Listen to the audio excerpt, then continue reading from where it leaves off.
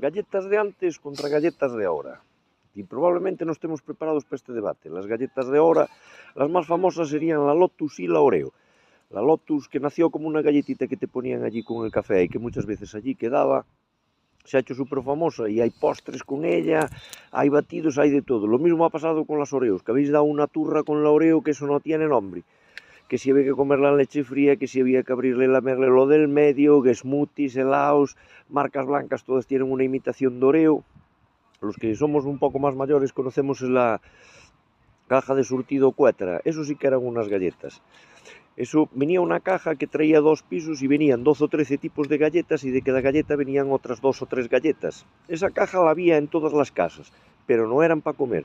Esa solo se abría si venía una visita, pero una visita de verdad, no ese tío tuyo que venía cada 2 o 3 días que estaba allí para tomar café. Si venía él, no se abrían. Las primeras que se acababan eran las bañadas en chocolate o los barquillos. Esas duraban nada, el tiempo de quitarles el plástico.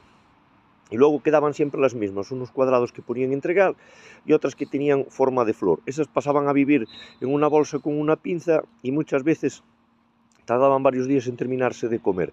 El segundo piso hay gente que ha marchado de vivir de junto con sus padres y todavía no lo ha visto abrir, porque era complicado si se acababa esa caja que volviera a entrar otra en casa. Ya te digo, vivíamos con ella, pero ella no vivía con nosotros.